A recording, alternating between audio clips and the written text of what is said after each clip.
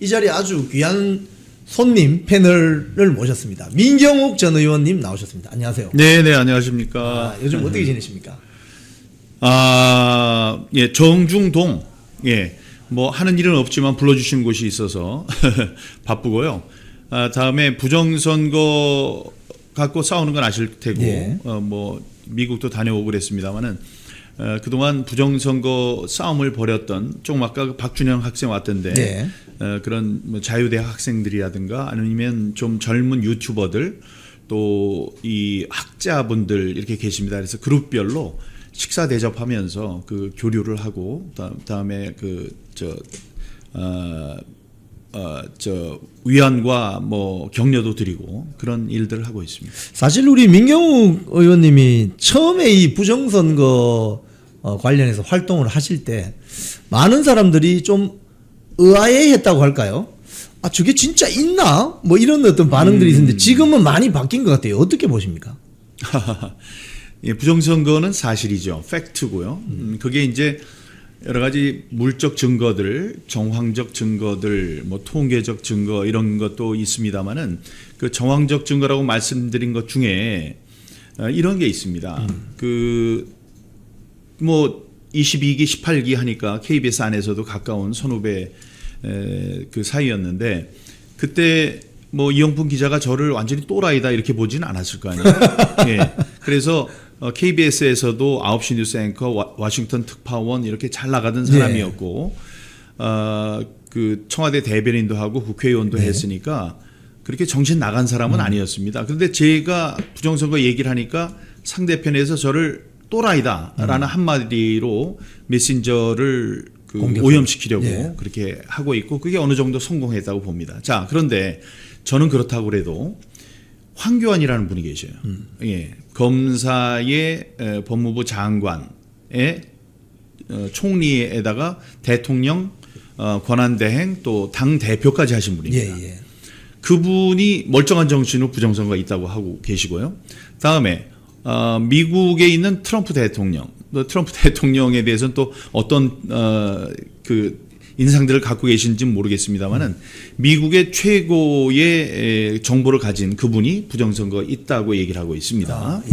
다음에 윤석열 대통령 이런 분 지금까지 얘기한 분들이 한 목소리로 부정선거가 있다고 한다면 지나가다가도 그런 소리를 들으면 다시 뒤돌아봐야 한다고 저는 생각합니다. 그리고 뭐 증거에 대해서는 지금 물적 증거가 뭐 배춧잎 투표용지, 일장기 투표용지, 빳빳한 투표용지, 본드 먹은 투표용지, 화살표 투표용지 할 것 없이 수만 장의 물적 증거들이 나왔고, 그다음에 우리가 이제 카르텔이라고 부르는 왜 이 사람들이 평소 같으면은 관심을 가져야 되는 사람들이 딱 뒤를 돌아서 배관시하고 있거든요. 언론이라든가 검찰, 경찰, 법원 뭐 이런 사람들이 뒤를 돌리고 있는데 그게 무리한 방법으로 그러는 거예요. 예를 들면 선거법 225조에는 선거무효소송은 다른 쟁송에 우선하여 대법원이 180일 이내에 처리하여야 한다는 강행 규정이 있습니다. 그런데 그 강행 규정에도 불구하고 대법원에서는 저의 사건을 1년이 지난 때부터 벌써 불법을 저지른 그 이후부터 처음으로 심리를 했고요. 재판을 했고 그다음에 6개월 안에 해야 되는 걸 27개월 만에 그것도 무리한 방법으로 기각을 했습니다. 이제 그런 정황적 증거를 보더라도 무언가가 있으니까 이 사람들이 자기네들 목숨을 걸고 그걸 막고 있다. 이렇게 생각을 하는 거죠. 6개월이면은 방위죠. 방위들 옛날 우리 때는 방위 근무가 6개월이었는데 방위해야 되는 사람은 27개월. 현역 제가 27개월 나왔는데 현역 군인 제대할 때까지 잡아놔도 아무 말도 못하는 그런 상황들이 이제 벌어졌습니다. 또 뭐 순서가 그렇게 돼서 계속 말씀드려도 된다면은 제가 가장 큰 증거로 생각을 하는 것이 이 통계적 증거입니다. 통계적 증거 중에 대수의 법칙이라는 게 있습니다. 대수의 법칙을 하도 또 사람들이 흐려놔서 여러분들이 대수의 법칙 뭐 그거 맞지 않는 거다라고 말씀하실 수 있는데 대수의 법칙이라는 거는 이 표본 모집단이 있고 표본 집단이 있을 때 모집단이라는 것은 자기가 들여다보고 싶은 집단입니다. 그러니까 예를 들어 이 연수구 을, 제가 있는 연수구 을 지역의 이 득표 상황이 어떻게 됐나를 들여다보겠다 그러면은 연수 을이 모집단이 되는 겁니다. 근데 그 안에 이제 표본 집단이라는 것은 그 안에서 뽑아낸 집단이에요. 표본을 뽑아낸 집단입니다. 그러니까 다른 곳에서 뽑아내면 안 돼요. 연수구 을이라는 그 지역구에서 뽑아낸 표본 집단의 크기가 커지면 커질수록 모집단의 성격에 수렴하게 된다, 이런 얘기거든요. 그러니까 그 얘기를 좀 쉽게 얘기를 하면은 이 연수을 전체에 있는 전체의 득표 분포와 당일 투표의 득표율과 사전 투표, 관내 투표, 관외 투표, 이것이 똑같지는 않을지언정 점점 커지는 굉장히 큰 표본 집단이니까 전체 비슷해야 한다. 그 전체가 한 4개가 비슷해야 한다 그랬는데, 지난번 2020년에 있었던 그 선거의 결과를 보면은 당일 투표와 사전 투표의 그 득표율이 아주 이상하게 달랐거든요. 이제 그런 것은 대수의 법칙이라고 전 세계의 모든 고등학생들이 배우는, 중고등학교 학교에서 배우는 교과서에 실려 있는 정언이고 공리입니다. 수학적 공리인데, 법칙인데, 공인을 받은 법칙인데, 이제 그것이 흐트러지는 상황. 그것이 흐트러졌는데 전국적으로, 예를 들어 서울에 48개, 49개의 지역구가 있는데 지역구마다 전부 다 사전 투표와 당일 투표의 득표율이 달랐습니다. 그랬는데 그게 항상 민주당 후보들만 유리하게 됐어요. 그러니까 자, 이제 그것도 충격적인데, 그것 말고 서울에는 245개의 행정동이 있습니다. 예. 행정동의 수준으로 가서 봐도 각 행정동에 균일하게 10% 이상 사전 투표와 당일 투표의 득표율이 달랐고, 같아야 되는데 달랐고, 항상 민주당 후보만 유리했습니다. 자신의 당일 투표와 사전 투표의 그 투표를 비교했을 때. 근데 이게 서울뿐만이 아니고 이 경기도에 있는 599개 동에서도 똑같은 일이 벌어졌고, 인천의 모든 동, 부산의 모든 동, 세종시의 모든 동. 그러니까 이제 그런 일들이 벌어졌다는 것은 이게 어떤 그 조작이 있었다는 증거가 되는 것이죠. 그게 그 상황을 반대편에 있는 민주당이라든가 아니면 선관위가 설명을 하면 됩니다. 아, 이거는 어떤 이유로 이런 일이 벌어질 수 있다라고 하는데, 거기에 대한 설명을 제대로 하지 못하죠. 당연히 못하는 거죠. 그리고 정말 있지도 않은 핑계를 대고 하는 것, 여기에 대해서는 여기서 이제 우리가 언론 상황에서 이야기할 것이 아니고 경찰, 검찰이 엄밀한 조사, 수사 활동을 벌여야지 된다. 그런 당위성이 있는 그런 문제라고 생각합니다. 예, 제가 이쪽 분야는 너무 비전문가인데, 제가 이해하기로는 국밥집에 가서 큰 육개장을 끓이는 솥이 있는데, 거기서 항상 국을 끓여서 조금 뜨더라도 네, 어디서 뜨든 맛이 똑같아야 되잖아요. 바로 그겁니다. 아주 훌륭한, 정말로 훌륭한 예를 들어주셨는데, 저도 그 예를 들고 있죠. 육개장을 만들기 위해서 양지머리 집어넣어서 국물 끓여야 되고, 거기다 고추장, 된장 넣고, 파를 듬뿍 썰어 넣고, 뭐 당면도 넣고, 그래서 아주 맛있게 음식을 만들어야 됩니다. 큰 가마솥 하나하나 끓이는 게 아니죠. 큰 가마솥에다가 끓이는 겁니다. 근데 이제 그걸 떠요. 한 방울만 먹는 게 아니고요. 한 방울만 찍어서 하는 것이 아니고, 이 그릇에다가 이렇게 뜹니다. 뜨게 되면 그 모든 그릇에 들어있는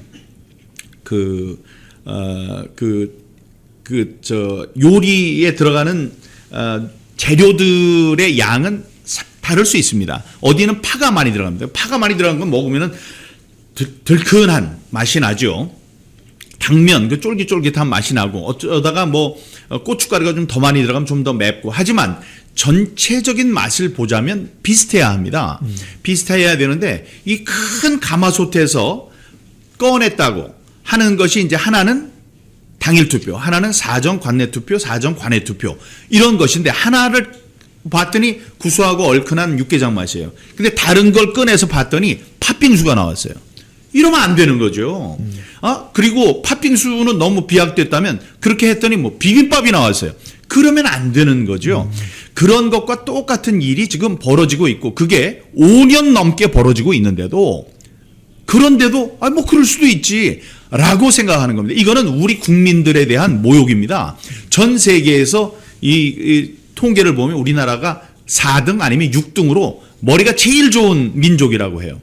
그 머리 좋은 민족이 지금 바보가 되어 있는 거예요. 아니 지금 고등학생들 아니면 대학생들은 대수의 법칙을 배웠고 수학에 있는 여러 공리 중에 배워도 이 학력고사에 안 나오는 게 있습니다. 근데 이건 나와요. 그렇기 때문에 열심히 배우는 통계 과목 중에 하나거든요. 그런데 이거를 모른 척하고 틀릴 수도 있어. 어떻게 그 공리가 수학적 공리가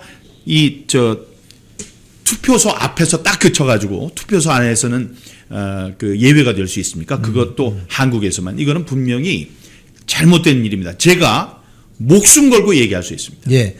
그리고 제가 이 또 비전문가 입장에서 또 궁금한 게 뭐냐면 저도 투표하러 가면은 이렇게 투표 용지를 접잖아요.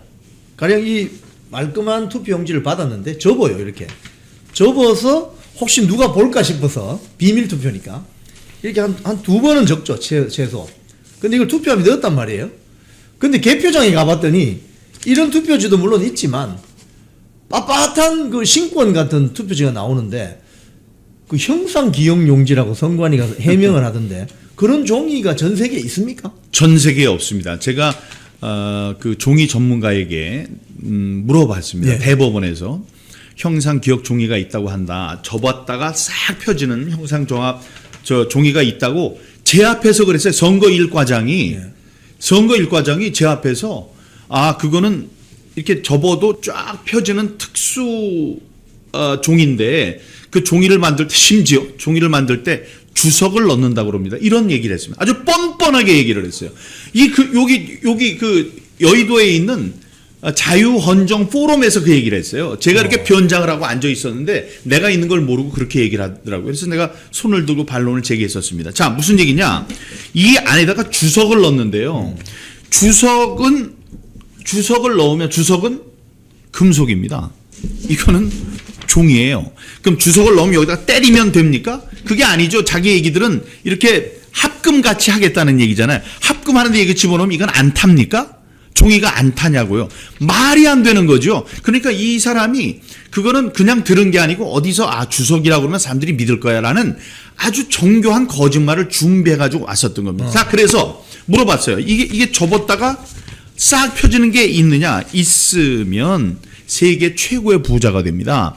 지금 금속에는 그게 있어요. 금속. 우리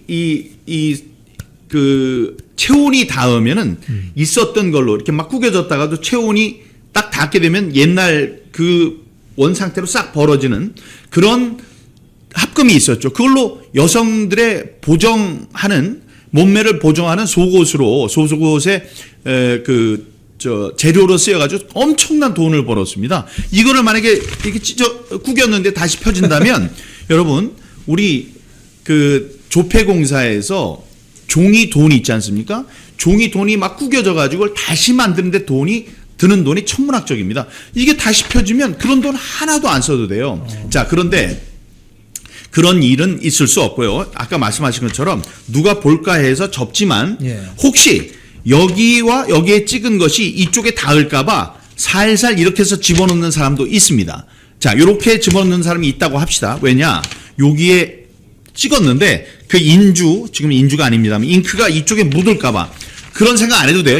잉크가 굉장히 빨리 휘발되는 특수 잉크를 했기 때문에 이렇게 해도 괜찮습니다. 그런데 이제 그런 것 때문에 이렇게 잡아서 집어넣는다고 할지라도 이게 그대로 있지 않습니다. 왜냐하면 집어넣어도 한 20-30kg가 돼요. 요게 이렇게 펴진 상태가 아니고 이렇게 된다면 들어가서 20-30kg 때문에 눌리게 된다고요. 위에 그 있는 투표 용지들의 무게 때문에. 다음에 이게 투표함 속에 들어가서 왔다 갔다 하고요. 다음에 이걸 계함부에서 놓으면 계함부에서 사람들이 놓고 이게 정렬을 합니다. 정렬을 한 다음에 이 투표지 분류기에다 집어넣고 다음에 나오는 걸 또 묶은 걸 사람들이 또 일일이 뭐 요즘에 수검표를 한다는 걸로 수검표를 하고 다음에 또 개수기에다 집어넣고 그걸 다시 묶어서 이 심사부에 넘겨주고 이러는 많은 이 순서와 과정이 있기 때문에 사람들이 자꾸 만지게 된다고요. 그 만지게 되는 게 요만큼 해도 빳빳하다고 그러는데 이 정도가 아니에요. 손을 베일 정도로 빳빳한 정말 조폐공사에서 나온 신권 투표지 같은 것이 몇만 장씩 쌓여 있습니다. 이거는 도저히 설명이 되는 게 아닙니다. 그거는 어디서 만들어 와가지고 집어넣었다는 것이고 특히 사전투표 같은 경우는 이 사전투표는 하나하나 인쇄기로 쾅쾅 찍는 것이 아니고 투표 프린터기로 나오는 거거든요. 프린터기는 롤 용지로 이렇게 우리 화장실에 있는 롤 용지 같이 이렇게 돌돌 말려 있는 것에서 나오기 때문에 그것이 전체적으로 이렇게 말려 있어야 돼요. 근데 보세요. 그건 모든 것이 빳빳하게 펼쳐져 있거든요. 근데 그 말씀하신 것처럼 그 만약에 형상 기형 용지가 있다면 거기다 주석을 넣어가지고 한다면은 그 접혀 있는 투표지도 있잖아요. 그 애는 뭐예요, 그러면? 맞습니다. 아주 역시 기자 출신이셔서 그러면 아니 그건 불량품인가요? 지금 말씀해 주신 거죠. 접혀 있는 건 뭐예요? 너덜너덜하게 있는 것들이 있잖아요. 그거는 잘못된 건가요? 불량품이에요?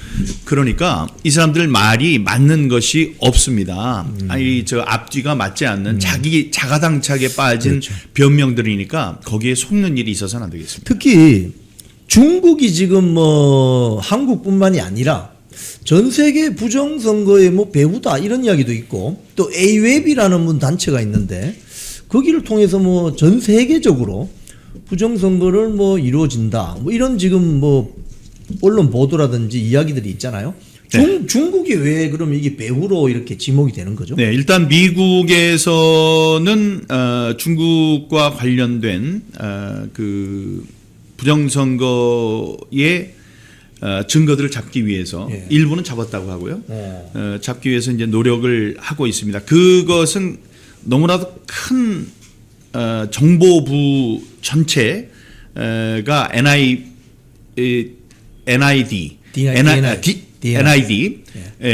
National Investigative Director라는 그 FBI, CIA 등 17개 그 정보기관을 통괄하는 그 사무실에서 디렉터스 오피스에서 조사를 벌이고 있기 때문에 앞으로 큰 이 일들이 발표될 것이라고 생각을 하고요. 일단 미국 얘기는 차치하고요. 그러니까 미국 얘기 중에 그게 있었죠. 중국에서 만든 중국의 인쇄소에서 만든 것을 사진까지 찍어가지고 미국에다가 FBI에다가 얘기를 했는데 네. FBI에서 그 자료를 몽땅 비밀로 간주하고 어느 방에다가 처박아놨어요. 근데 이번에 캐시 파탈이라는 FBI 국장이 들어가지고 보니까 그 문을 열어보니까 엄청난 자료들이 있는 거예요. 그래서 그거를 비밀 해제를 하고 상원으로 넘겼습니다. 그게 참 합리적인 거죠. 우리가 이제 비밀로 갖고 있으면 되는데 그게 아니야. 그러니까 이 비밀 해제한 거는 상원, 국회의원들, 이 국민의 대표들이 먼저 봐야 돼서 넘겼습니다. 그래서 조사를 하고 있어요. 그러니까 거기에 중국에서 미국의 바이든, 트럼프가 찍힌 그 투표용지를 만드는 장면을 다 찍어 왔으니까 그거는 뭐 분명한 거고요. 자, 한국의 예를 이제 보면요. 윤석열 대통령이 지금 들어가 있습니다. 김건희 여사하고 같이 들어가 있습니다. 이제 너무나 안타까운 일인데 윤석열 대통령이 자기 손으로 쓴 9,000자의 자필 대국민 담화문이 있었습니다. 그 담화문 속에 여러분 어떤 게 있냐면 이 부정선거는 국내에 있는 정치 집단의 힘으로만 할 수 있는 게 아니다. 왜냐하면 엄청난 자본, 조직, 기술, 장비, 프로그램 이런 것이 필요한 것이기 때문에 아무리 민주당이 크다고 해도 여기서 민주당이라는 얘기는 안 했습니다. 대통령 민주당 얘기 안 했고 정치 세력이라고 했어요. 부정선거를 저지른 정치 세력. 다음에 중공이라고 중국이라고 얘기 안 했습니다. 외국 세력이라고 했습니다. 외국 세력. 자, 외국 세력과 손을 잡아야지만 부정선거를 할 수 있다. 그 이유는 아까 말씀드린 거예요.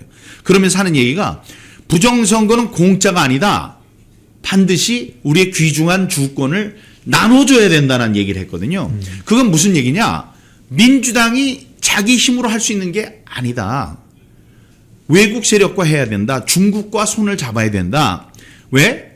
자본, 돈, 인력, 기술, 장비, 프로그램이 좀 더 필요하기 때문에 그렇다고 얘기를 했습니다. 그리고 주권을 나눠줘야 된대잖아요.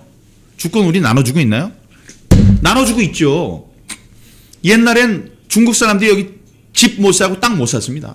박정희 대통령께서 이 중국이 우리를 먹으려면 와서 많은 사람들을 여기 국적을 취득하게 해서 땅 사고 집 사면 다 끝난다. 이런 생각 때문에 중국 사람 그 당시에는 화교들이었는데도 불구하고 화교들도 땅 못 사고 집 못 사게 했어요. 투표 못 하게 했어요. 근데 지금 그걸 다 하고 있잖아요. 집도 살 수 있고 땅도 살 수 있고 다음에 학교도 막 보내주고 반값으로 다음에 투표권도 주고 있지 않습니까? 그리고 그 사람들이 막 헌법재판소에서 들어갔다는 거 아니에요? 그 사람들 얘기에. 다음에 YTN 기자로도 들어간다는 거 아니에요? 옛날에 그런 게 불가능했다고요. 주권을 나눠주고 있어요. 어디로? 중국으로. 자, 그러니까 한국에서 최고의 정보를 쥐고 있는 윤석열 대통령이 얘기를 한 겁니다. 투표 부정에는, 부정투표에는 중국이 민주당이랑 합작을 해서 하는 것이다 라는 그분의 이야기가 굉장히 중요한 증거 중에 하나라고 생각합니다. 그리고 벌써 5년 전부터 우리가 얘기한 게 있습니다. 뭐예요? Follow the party. Follow the party 얘기를 하면 지금 사람들 중에는 또 그 얘기가 이러실 수 있는데요. 저는 그걸 확신하고 있습니다. 이 로이 킴이란 수학적 천재가 나와서 무슨 얘기를 했느냐? 저한테 이메일로 보낸 거예요. 이메일로 제보를 해서 처음에는 무슨 소린가 했습니다. 근데 깜짝 그걸 보고 제가 대구로 달려갔습니다. 달려가서 직접 만나가지고 4시간 동안을 취재를 해서 이 사람이 정신 나간 사람인가. 그런데 재정학을 배운, 미국에서 재정학을 배운 사람이 와서 CPA 공부도 하고 그랬으니까 수학에 아주 능수능란한 그런 천재라고 할 수 있는데요. 그 천재가 뭘 발견했냐 하면 민주당, 그러니까 부정선거 프로그램으로 산출된 민주당 후보들의 표를 쫙 정렬을 해놓고 보니까 그 안에서 문자열이 발견됐는데 문자열 뽑는 방식이 굉장히 복잡합니다만 됐는데 그 중에서 뭐를 발견했느냐? Follow the party. 당을 따르라. 라는 문자열이 발견됐다는 겁니다. FOLLOW 한 칸 떼고 THE 한 칸 떼고 PARTY 당을 따르라. 근데요 놀랍게도 Follow the Party는 뭐냐면 영원 근당주 영원히 당과 함께 뛰어라 라는 중국 공산당의 모토입니다. 그 모토가 어디에 있느냐? 텐센트, 화웨이 이런 데 보면 그게 있어요. Follow the party, 영원 근당주, 영원히 당과 함께 가자라는 거거든요. 그 문자열이 그 프로그램 안에 숨겨져 있었습니다. 그 숨겨져 있었다는 것은 우리가 이스터 에그라고 그래요. 부활절날 달걀 같은 거, 삶은 달걀. 그럼 우리 옛날 보물찾기 같이 예쁘게 한 것을 여기저기다 숨겨 놓으면은 아이들이 가서 막 찾고 그러는 보물찾기 놀이입니다. 그것처럼 또 그 해커의 지문이라고 하죠. 해커들이 프로그램 안에 자기만 알아볼 수 있는 그 표식을 남겨놓는데 그걸 이제 발견한 거죠. 그게 뭐예요? 다른 나라도 아니고 중국의 공산당의 모토가 있었기 때문에 우리는 국내적으로는 대통령의 말씀, 다음에 그 Follow the Party라는 것, 다음에 지금 이뤄지고 있는 중국에 대한 우리의 주권을 바치고 있는 여러 가지 대통령과 민주당 의원들의 입법활동, 행정활동, 또 지금 전에 여기서 대사를 하고 갔던 자가 정신 모르는 자가 뭐라 그래요? 극우 세력을 없애라라고 명령을 하고 있지 않습니까? 자, 그게 소금 먹은 놈이 물 켠다고 다 준 게 있으니까 이제 너희들이 우리의 은혜에 보답할 때다 이런 이야기를 이제 하고 있다는 여러 가지 정황 증거로 봤을 때 중국 이야기를 저희들이 하고 있습니다. 존 밀스 전 대령 이야기를 조금 여쭤볼게요. 지금 이 국제선거감시단 소속이었는데 이 부분 이번에 국무부 차관보로 취임한다는 소식이 있는데 뭐 이 소식을 우리 민 의원님이 페북에 이제는 알릴 수 있다 뭐 이렇게 하시면서 소식도 전하셨고 네. 또 이 부분이 들어가면은 어떤 역할을 좀 하시게 되나요? 네, 요게 제가 7월 초순쯤에 그걸 올려놨습니다. 네. 글을 미국이 한국 문제를 앞으로 어떻게 다룰지를 보여줄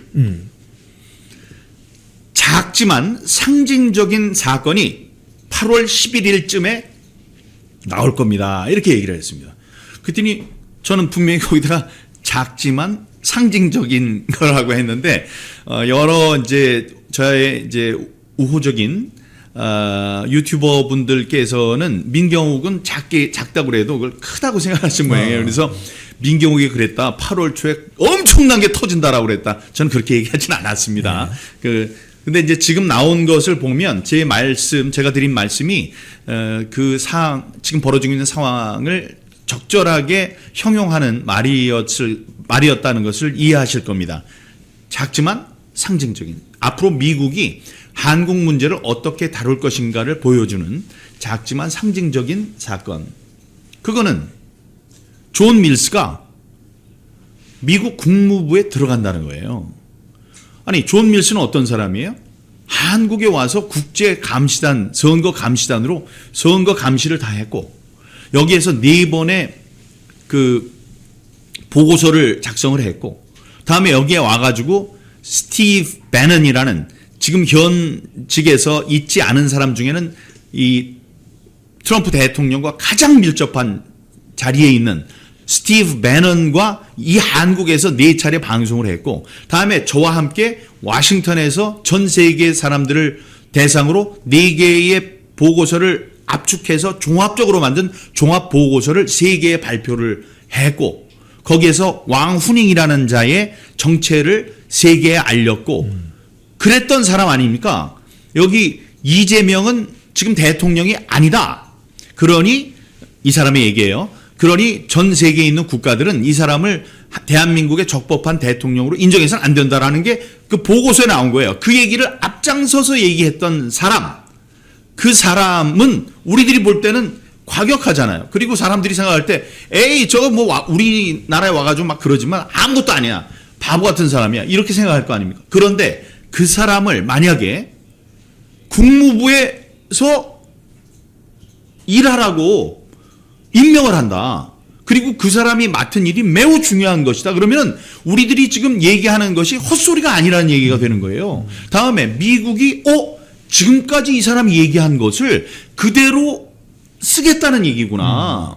우리의 부정선거와 관련된 것, 중국과 관련된 것, 여기에 대해서 이 사람이 한 얘기가 있잖아요. 스티브 배넌 The War Room, 전쟁 상황실이라는 그 프로그램에 나와서도 얘기한 게 있잖아요.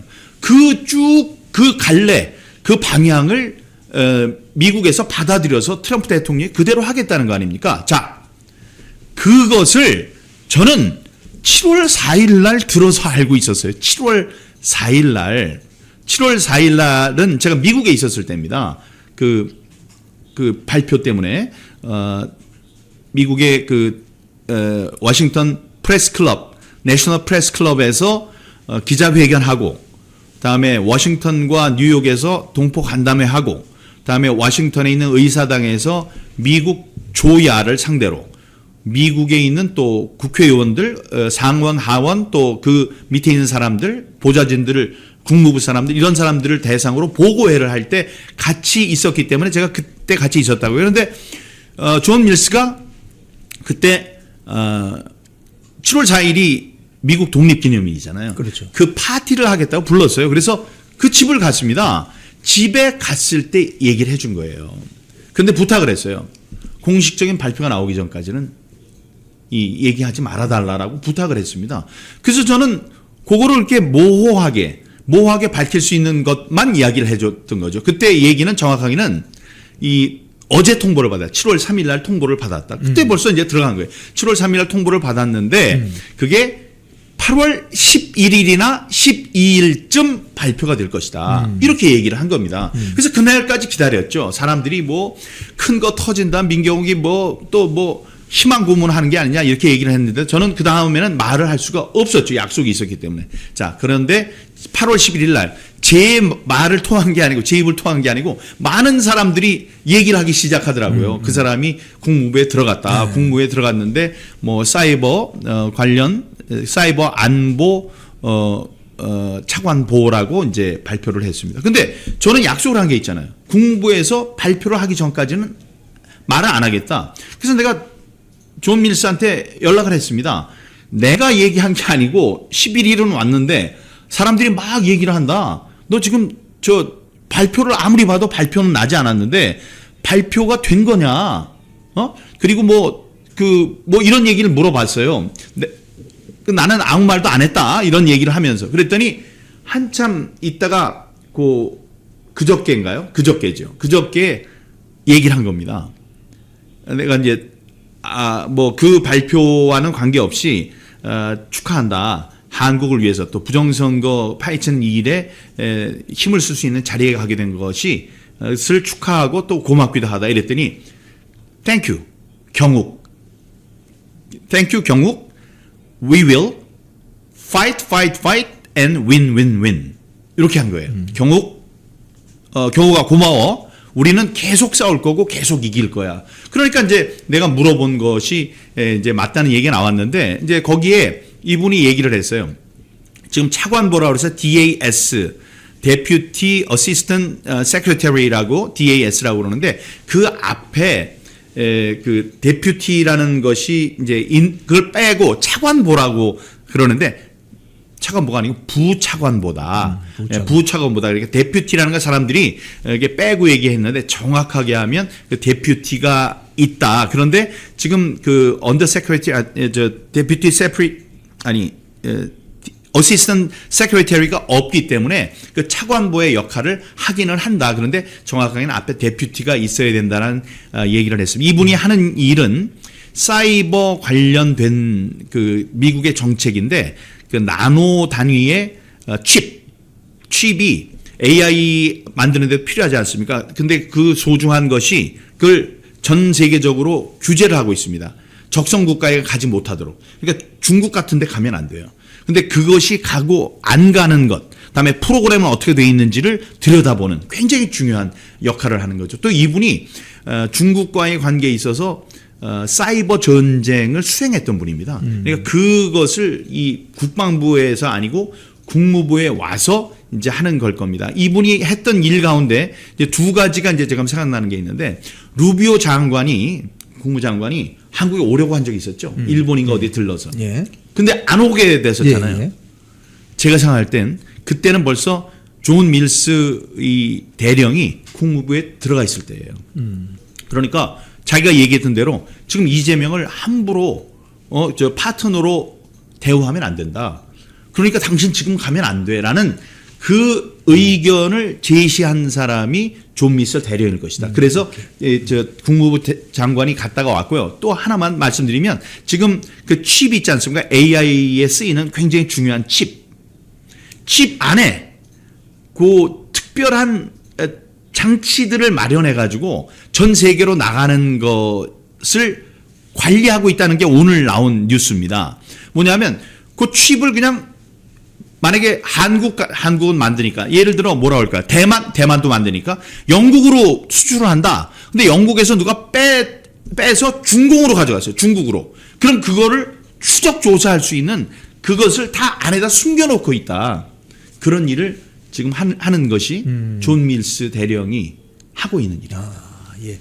지금 오늘 참 이 시간이 좀 길면 조금 더 말씀을 나눠보겠는데 사전투표제는 앞으로 좀 폐지하고 당일 투표를 뭐 하루라도 더 늘려서 사전투표가 지금 뭐 말이 많잖아요. 그거 어떻게 보시는지 좀 설명해 주시고 마지막 우리 시청자님께 한 말씀 해 주십시오. 네. 제가 5년 전에 부정선거 갖고 이제 싸우기 시작했을 때 없애야 된다고 생각하고 여러분께 발표하고 함께 싸우자고 했던 것이 한 서너 가지가 있는데 그게 사전투표입니다. 사전투표 없애야 됩니다. 사전투표에서만 이 대수의 법칙에 어긋나는 것이 도드라지게 나타납니다. 그러면 군인들은 어떻게 투표하느냐? 그거 굉장히 중요하죠. 그래서 옛날에 있었던 보궐선거로 보궐이 아니고 그걸 부재자 투표로 가야 됩니다. 부재자 투표도 없애자는 과격한 주장을 하시는 분들이 계신데 그러면 60만 대구는 투표권을 잃게 됩니다. 그래서 안 돼요. 그건 할 수 없어요. 근데 60만 해서 옛날에 부재자 투표가 가장 많았을 때도 100만밖에 안 됐습니다. 100만이 정말 막말로 100만을 전부 다 매수한다고 해도 그거는 작은 숫자입니다. 근데 지금은 1000만, 2000만 명이 사전투표를 막 하고 있습니다. 그러니까 다시 돌아가야 된다. 근데 어려운 게 있어요. 뭐가 어렵냐? 법제사항입니다. 지금 사전투표는 법으로 하도록 되어 있습니다. 그래서 못하게 하려면 법을 바꿔야 돼요. 법을 바꿀 수 있습니까? 못 바꿉니다. 죽어도 못 바꿔요. 왜냐? 지금 200명 가까이 민주당이 있습니다. 민주당 사람들이 사전투표 없애 이래야 되는데 사전투표 할 때마다 자기네들이 그 엄청나게 당선이 되는데 그거를 없앨 수 없죠. 안 없앱니다. 법제 사항이기 때문에 그거를 바꿀 수가 없습니다. 그래서 우리가 싸우는 거예요. 자, 그래서 싸우는 겁니다. 그래서 현실적으로는 어렵지만 사전투표는 없애야 된다라는 것을 알고 우리가 싸워야 되고요. 이 국힘당에 있는 107명의 국회의원들이 좀 국힘당뿐만이 아니네. 하여간 민주당을 제외한 그 우파로 분류되는 국회의원들이 목숨 걸고 싸워도 될까 말까 한 일입니다. 다음에 사전투표 없애는 것, 다음에 그 기계투표, 개표를 없애서 수개표하는 것, 다음에 QR코드 없애자는데 QR코드 좀 없애면서 바코드로 했습니다. 그것도 없애야 됩니다. 자, 그런 것들, 다음에 여러 가지가 있죠. 그 관리관이 사전투표에 도장을 직접 찍어야 한다는 것, 이런 것들을 이제 없애야지 우리가 이제 선거제도를 좀 고쳤다라고 할 수 있고요. 선거제도는 좌나 우의 문제가 아닙니다. 이 외세와 독재를 불러들이는, 요즘에 하는 거 보세요. 선거가 제대로 되면 사람들이 고개를 숙입니다. 근데 선거는 우리가 다 알아서 해. 그러면 고개를 빳빳하게 들고 수천억 원, 수백조 원을 미국에 바치는 일도 눈 깜짝하지 않고 합니다. 이런 일이 다 선거 제도가 이제 잘못돼서 나오는 것이다. 이런 말씀 드립니다. 사전투표는 없애야 됩니다. 없애야 되지만 힘들지만 우리가 함께 싸웁시다. 여기 와보니까요.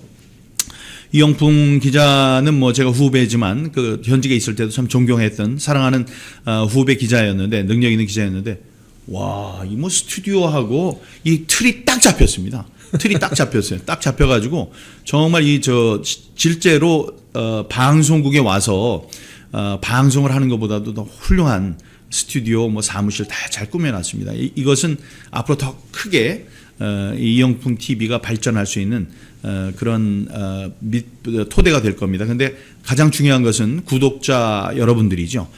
좋아요와 구독, 그다음에 공유, 그다음에 댓글 이런 거 많이 해주시고, 해주시는 김에 민경욱 TV도 있으니까 민경욱 TV도 더 많이, 오늘 와서 많이 배우고 더 훌륭하게 저희들이 하겠습니다. 많이 사랑해 주시기 바랍니다. 고맙습니다. 몇 달 전에 이병준 우리 기자님이 한동훈 당 게시판 사태를 터뜨린 특종 기자입니다. 그 이야기 좀 해주시죠. 그 벌써 지금 한 8개월, 9개월 됐어요. 예, 그게 제가 11월 달에 이제 터트린 건데, 그게 어떻게 된 거냐면은 11월이었어요. 그게? 예, 11월, 작년 11월이었는데, 예, 그 전역전 의원 그 블로그가 있잖아요. 거기에 어떤 분이 이제 댓글을 단 거예요. 내가 한동훈으로 그 검색해 보니까, 작성자 검색 기능으로 검색을 해 보니까 이상한 글들이 나오더라. 이거 좀 봐달라. 근데 제 이제 독자분이 그걸 이제 캡처해서 보내주신 거죠. 그래서 제가 한번 진짜 검색을 해보니까, 한동훈뿐만 아니라 한동훈 외에 이 가족들 명의로까지 윤석열 대통령과 김건희 여사의 거의 이거는 쌍욕의 저주를 퍼붓는 수백 개의 글들이 발견된 거예요. 거기서부터 시작이 된 건데, 사실 그것만 해도 경악을 할 일이잖아요. 근데 그건 빙산일각이 불과했죠. 거기서 시작해서 찾아보니까 DC 인사이드, 네이버 기사 댓글, 조선일보 홈페이지 댓글, 이런데도 똑같은 이 댓글 글들이 발견이 되면서 정황상 이거는 한동훈 쪽에서 작성을 했다고밖에 볼 수 없는 그런 글들이 그냥 쫙 발견된 거예요. 전방위적으로 인터넷. 그럼 국힘당 그 당 게시판에 들어가서 네. 글을 쓰려면 네. 가령 뭐 홍길동이라는 사람이 글을 쓰려면 네. 어떤 인증 절차를 거쳐야 되지 않나요? 그렇죠. 그러니까 당원 가입을 해야 되고 예. 그다음에 홈페이지 뭐 가입을 해야 되고 예. 그래서 다 실명이죠. 실명인데 그게 이제 익명성을 지켜준다고 성만 이제 나오고 이름은 가려진 상태로 한 땡땡. 그런 식으로 이제 나와가지고 사실은 원래는 작성자 검색 기능이 없어졌어야 맞죠. 익명으로 전환이 되면서. 근데 그거를 국민의힘이 워낙 허술하잖아요. 그래가지고 그걸 익명으로 전환했으면은 그것도 없애야 되는데 한땡땡이라고 나오지만 한동훈이라 치면은 한동훈이 쓴 글들이 쫙 나오는 거예요. 아 그렇군요. 그걸 까먹고 못 없앤 거지 얘들이. 아니, 그러면 직접 그걸 한동훈으로 쳐서 다 검색한 거예요? 그러니까 그걸 이제 어떤 분이 해가지고 저한테 이제 한번 취재해보라고. 그래서 제가 했더니 실제로 나오고. 그리고 제가 그때 생방송 중이었는데, 사람들이 뭐 한수옥으로 쳐봐라, 뭐 최영옥으로 쳐봐라, 막 이렇게 요구를 하는 거예요. 그래서 전 누군지 몰랐어요. 근데 알고 보니까 한동훈 모친, 한동훈 장모, 뭐 다 튀어나오는 겁니다. 심지어 한동훈 딸, 뭐 검색했더니 다 나와. 똑같은 글들이. 아니 그러면 예를 들자면 가족들의 이름과 또 당원 가입해서 그 어떤 비밀번호와 이런 걸 누군가가 가지고 한 사람이 다 글을 쓰는 건가요? 그러니까 저는 제가 볼 때 한동훈 거는 이 말투가 완전 한동훈스러워요. 그래서 그건 한동훈 본인이 다 직접 다 썼다고 보고. 한동훈스러운 말투가 어떤 거예요? 그러니까 약간 좀 찌질하고. 그리고 이 진짜 그 욕을 하는 것도 정말 정말 찌질하게 하는 그 욕 있잖아요. 그러니까 그런 것들이 딱 뭔가 그냥 그 한동훈이 원래 이제 카메라 앞에서는 되게 막 신사처럼 구는데 그 이동재 기자와의 그 녹취록이 그 공개된 게 있어요. 지금도 그 조선일보 유튜브에 지금 올라와 있는데 그거 들어보시면요 평상시에 이 사적인 대화할 때는 말투가 굉장히 천박합니다. 그리고 막 쌍욕도 섞어가면서 하고 완전히 다른 사람이에요. 근데 제가 그 녹취에서 들었던 말투가 그대로 있는 거예요. 그래서 이건 100% 한동훈이다. 그럼 다른 사람 그건 어때요? 다른 사람 거는 이제 좀 말투가 달라요. 그건 좀 정제돼 있는데 다른 사람 거는 제가 볼 때는 한동훈 가족이 뭐 썼을 수도 있고 아니면은 이제 한동훈의 여론조성팀이 있다는 그런 그 폭로가 나오지 않았습니까?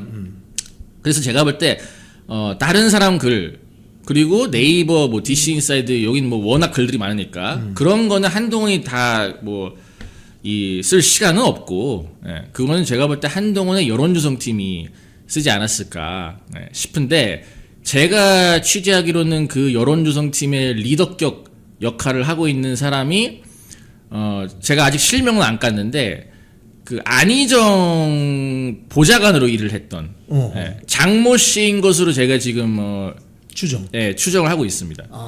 그럼 안희정이라는 사람은 민주당 계열 정치인 아닙니까? 그렇죠. 거기 돕던 멤버들이 그러면 이 한동훈 안희정 쪽 세력이 이제 한동훈에 붙은 거죠.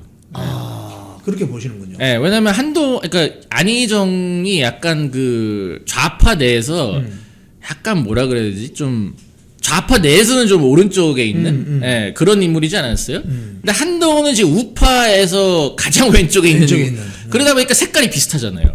접점이 있구만. 그래서 안희정 쪽 지지 세력이 제가 볼 때 지금 한동훈 쪽에 붙지 않았나. 근데 그거는 뭐 팩트로 제가 확인을 한 게 있기 때문에 그건 확실합니다. 그러니까 그분이 여론조성팀 리더인지 그거는 이제 좀 더 확인해봐야겠지만 안희정 쪽 세력이 일부 한동훈에 붙은 건 확실해요.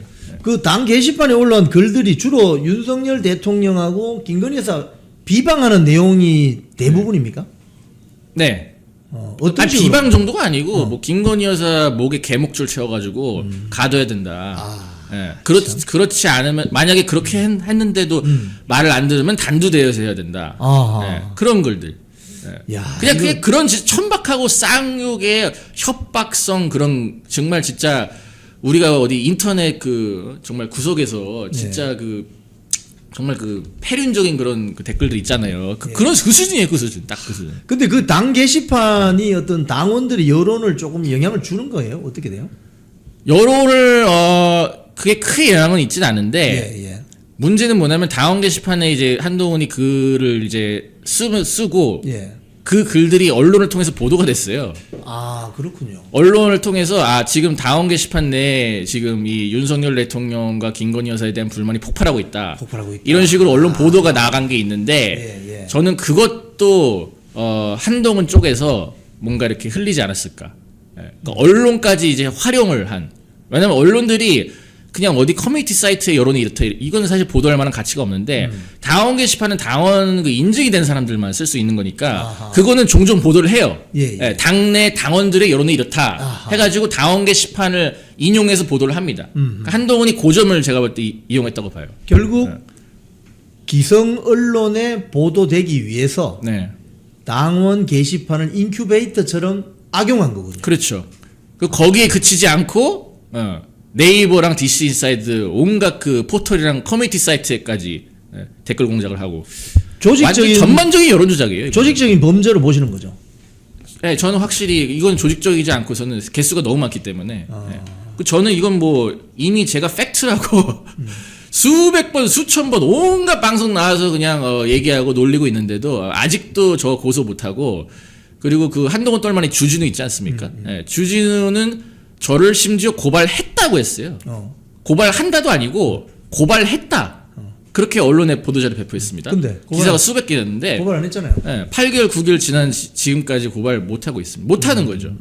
고발하면 수사 받아야 되니까. 고발도 무고죄가 있잖아요. 예. 그러니까 고발하는 순간 자기가 무고죄 걸리니까 못 하고 도망가고 있는 거죠 지금. 그럼 그 뒤에 예. 국민의힘 당 차원에서 뭐 조치가 이루어진 게 있어요? 그러니까 당무감사를 하면은 이게 당원 게시판에서 한동훈이 썼는지 한동훈 가족들 명의 썼는지 그 딱 공식적으로 어떻게 보면 딱 공식화되는 거지 않겠습니까? 예. 그러면은 수사기관들이 수사를 안 할 수가 없어요. 근데 그거를 여태까지 은폐를 해왔기 때문에 이게 지금 진행이 안 되고 있는 건데 권영세 그 의원이 얼마 전에 고백을 했어요. 예. 자기가 그 비대위원장 시절에 예. 한동훈 당원 게시판 당무감사 하라는 요구를 많이 받았다. 예. 그러나 나는 대선 승리를 위해서는 우리 내부의 허물을 덮고 가야 된다고 생각해서 그걸 은폐했다. 본인 입으로 그렇게 얘기하더라고요. 너무 좀 황당했는데, 그러니까 본인이 지금 은폐했다고 자백을 한 건데 그러면서도 이제 대선이 끝났기 때문에 이제 한번 보자. 그렇게 얘기하시던데 저는 아니 권영세 의원 그 정도면은 뭐 예를 들면은 대놓고 지금 송원석 비대위원장이 공식 요청을 한다든지 뭐 그 정도까지는 가야 되는 거 아닌가. 하여튼 한동훈 때는 이제 한동훈이 덮고 권영세 때는 아까 말씀드린 권영세 나름의 이 뭐 논리로 권영세도 덮고 그리고 송원석은 뭐 지금 뭐 전당대회 준비하는 뭐 사실상 바지니까 뭐 그런 어떤 중대한 제가 볼 때 그런 거를 할 만한 어떤 깡따구도 없고 그래서 그냥 지금 대충 무르고 있는 거 아닌가. 근데 저는 요번에 장동혁 후보가 당대표가 되면 이거 할 거라고 봐요. 자, 그럼 자연스럽게 우리 전당대 이야기 좀 합시다. 네네. 김문수 후보 같은 경우에 지금 한동훈, 이준석 다 안아야 된다고 하잖아요. 이 동의하세요? 다 품어야 된다. 품어야 된다. 그러니까 그거는 사실 말이 안 되죠. 특히 한동훈 같은 경우는 제가 김문수 후보한테도 방송을 통해서 얘기를 했는데 한동훈은 제 주적이지 않겠습니까? 한동훈과 손을 잡으면은 그러면 제 적이 되는 거예요. 그 자동적으로 제 적이 되는 거예요. 그거 뭐 어쩔 수가 없어요. 네. 저는 한동훈과 완전히 지금 뭐 데스매치를 치르고 있기 때문에 이 단계 문제는 이건 너무나도 어마어마한 사건이기 때문에 만약에 제가 이걸 허위 사실을 지금 얘기하고 있는 거면요, 저 감옥 가야 돼요. 심각한 명예훼손입니다. 근데 제가 말하는 게 진짜면 한동훈이 감옥 가야 되는 거고 드루킹이 거의 100배인데 이거는 둘 중 한 명은 감옥 가야 되는 데스매치를 하고 있는데 한동훈을 손잡겠다? 저랑 싸우자는 얘기죠 이거. 지금 김문수 후보의 메시지하고 네. 말씀하신 그 장동혁 후보의 메시지 어떤 차이가 있습니까? 김문수는 이제 무조건 다 손잡자. 이준석도 품고 한동훈도 품고 이낙연 손학규까지 영입하자. 근데 그러면서도 뭔가 정통 보수는 좀 등한시하는. 뭔가 뭐랄까 윤어게인에 대해서 약간 조롱성 발언을 한다든지 윤석열 대통령의 계엄 때문에 우리가 망했다 뭐 이런 식으로 윤석열 대통령을 저격을 한다든지 그리고 사실 우파 유튜브도 원래 안 나오려고 했다가 갑자기 이제 지지율 역전되니까 그제서야 갑자기 급하게 나오지 않았습니까? 그리고 뭐 지금 측근인 김재원 통해서는 뭐 오히려 윤어게인과 부정선거 얘기를 하는 정통 보수야말로 보수에서 분란을 일으키고 있다.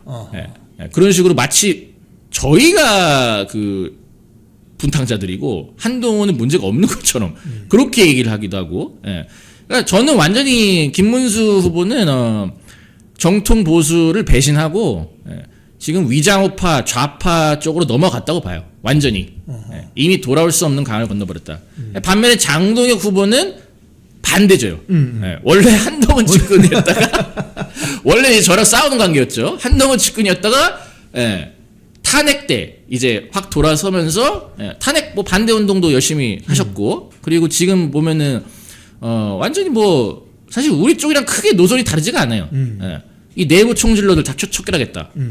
지금 이 당의 내부 총질러가 한동훈이랑 한동훈 똘마니들 말고 있습니까? 그러니까 한동훈이랑 친한 게 쳐내겠다는 거예요. 지금 최고위원으로 나온 김근식 후보 있잖아요. 김근식 후보가 우리 안방에 이런 극우 세력이 설치면 안 된다라고 이야기하는데 어떻게 보십니까? 근데 김근식은 이건 뭐 그냥 좌파도 아니고 거의 저는 거의 친북 좌파라고 보거든요. 그 천안함 음모론을 설파했던 장본인이지 않겠습니까? 그러니까 김근식 같은 케이스가 좌에서 우로 넘어왔다고 해서 이 전향을 한 게 아니고 그냥 사상은 그대로예요. 사상은 그대로인데 그 민주당을 비롯한 그 좌파의 주류에서 안 껴주는 거죠. 거기에서 이제 자기 자리가 없다 보니까 어떻게 보면 쫓겨나서 우파로 넘어오고. 근데 우파는 또 좌파에서 넘어온다고 하면 또 다 받아줘. 그러니까 이게 거의 유행이 됐어요. 좌파의 내부에서 권력 투쟁에서 밀리면은 우파로 넘어오는. 그 이 유행이 돼버려가지고 사실 이게 문제가 많습니다. 그러니까 좌에서 우로 진짜 전향하신 분들도 있지만 전향을 안 하고 그냥 자리만 노리고 넘어온 사람들이 많거든요. 그러니까 이런 조경태나 뭐 이현주 이런 거 보면은 그렇죠. 조경태, 뭐 이현주 그리고 사실 뭐 예전으로 치면은 뭐 하태경도 그 좌에서 넘어온 사람, 그다음 한동훈 측근 신지호 뭐 한두 명입니까? 김종혁도 마찬가지죠. 원래 JTBC에서 좌파 선동가도 앵커인데 그러니까 그런 사람들이 지금 완전히 보수를 망가뜨리고 있죠. 지금 근데 국민의힘 내부에 어떤 의사결정 구조가 있길래 또 어떤 세력이 있길래 이렇게 쉽게 얘기하면 말씀하신 것처럼 전향한지도 불투명한데 좌파 진영에서 넘으면 다 받아주는 이게 왜 이렇다고 보세요? 민주당은 그렇지 않잖아요. 그러니까 그게 어떻게 보면 언론의 프레임에 좀 굴복하는 거라고 봐요. 그러니까 그냥 보수 인사들로만 채우면은 아 이거 너무 민심으로부터 동떨어진다, 극우화되고 있다 이런 식으로 이제 프레임 작업이 들어오니까 그 프레임을 이제 어떻게 보면은 벗어 제끼기 위해서 무슨 소리냐, 우리는 민주당 출신 인사들도 민주당이 아니라고 하면 이렇게 다 받아준다, 우리는 열린 정당이다, 열린 어떤 그 대중 정당이다, 이렇게 이제 이미지화를 하는 건데 저는 그거는 기본적으로 실력이 없어서 그런 선택을 할 수밖에 없는 거다. 실력 어떤 실력? 그러니까 보수 노선으로만 가면서 그 프레임을 정면에서 깨부수면 돼요. 이게 왜 극우냐? 우리가 하는 거는 그냥 진실을 추구하고 우파의 가치를 추구하는 거다. 그러면서 우파의 가치가 얼마나 우월한지, 그리고 우파가 왜 진실을 갖고 있는지 그걸 딱 정면으로 돌파해서 국민들을 상대로 설득하면 되는데 그 역량이 안 되다 보니까 꼼수를 쓰는 거죠. 좌클릭. 좌클릭해서 우리 좌클릭하니까 잘 봐주세요. 중도분들 잘 봐. 중도는 그렇게 포섭하는 게 아니거든요. 정면으로 맞다이를 까가지고 우파가 옳다는 걸 증명해야 되는데 그걸 할 실력이 안 되니까 얘들이. 그러니까 그냥 좌클릭하면서 우리 잘 봐주세요. 이런 식으로 가는 거죠. 꼼수죠, 꼼수 한마디. 작년 이야기 좀 하면은 그 윤석열 대통령에 대한 탄핵 소추안 투표 있을 때 당론 거부했던 조경태, 안철수 뭐 이런 세력들이 지금 오히려 조경태 같은 경우는 특검 가서 소위 말해서 뭐 고자질 같은 이런 일을 하는 것 같은데 그렇죠. 이거 어떻게 보세요? 그러니까 이거 뭐 대놓고 뿌락치 짓을 하고 있는 거죠. 뿌락치. 이거. 예. 조용태 같은 경우도 좌에서 전향을 한 적이 없어요. 예. 조용태도 기억하시면은 그때 조용태가 왜 이쪽으로 넘어왔냐? 그때 그 친문 패권주의. 예. 그러니까 지금은 친명 패권주의인데 예. 그때 당시는 완전 문재인 세력이 당을 점거해가지고 이른바 비문들이 굉장히 불만이 많았을 때였어요. 근데 조용태는 비문이었단 말입니다. 그래서 당내 권력 투쟁에서 본인이 밀리다 보니까 예. 예, 친문들이 막 문제가 있다. 당 운영을 하는 데 있어서 너무 독재적이다. 이런 식으로 비판을 하다가 갑자기 그때 김무성이 야 그럼 넘어와 해가지고 김무성 때 영입한 사람이에요. 예. 그러니까 어떻게 보면 우파로 넘어올 때도 예, 좀 제대로 된 사람과 만나서 넘어왔어야 되는데 하필 또 김무성이 데려와가지고 예. 그러니까 완전히 이거는 뭐 대놓고 이 뿌락치들이 지금 들어온 거죠. 지금 국힘당 그 전당대회를 좀 보시면 네. 관전평 어떻게 보세요? 지금 그러니까 원래는 김문수 완전 그냥 원사이드 게임이었는데 예, 역시 이 유튜브가 셉니다. 아, 그렇군요. 유튜브가 뭐 저를 비롯해서 뭐 많은 제가 볼 때 기자님 유튜브도 약간 영향이 있지 않았을까 싶은데 하여튼 많은 유튜버들이 이 김문수의 이 최근 행보에 대해서 문제 제기를 하면서 장동혁의 행보가 너무 괜찮다. 그러면서 이제 장동혁을 어떻게 보면 약간 이제 지지하는 노선으로 가다 보니까 물론 이게 장동혁이 잘한 것도 있죠. 뭐 아무것도 안 하고 있는데 저희가 뭐 띄운다 해서 띄워주진 않죠. 그렇죠. 네, 장동혁이 어쨌든 올바른 길을 가고 있으니까 저희도 장동혁의 어떤 그러니까 이제 저기 뭐야 이 비교를 하는 거죠. 네. 김문수랑. 너무 이게 대비되니까. 논평을 하는 입장에서 비교를 할 수밖에 없잖아요. 그러니까 그게 이제 유튜브에서 여론이 쫙 퍼지면서 유튜브 여론이 뒤집어지면서 장동혁 후보가 원래 후보에 들어가지도 않았는데 그렇죠, 처음에 6% 이렇게 들어가다가 지금은 뭐 보수층 내에서 30% 이상까지 나오지 않습니까? 그래서 유튜브 여론이 완전 뒤집어 나가지고 지금 제가 볼 때는 장동혁은 계속 상승세고 예. 김문수는 계속 하락세예요. 근데 벌써 지금 역전했단 말이에요. 보수층 내에서. 근데 지금 아직 한 그 결선 투표까지 하면은 지금 2주 남았네요. 그 정도 10일 정도 10일 정도 남지 않았습니까?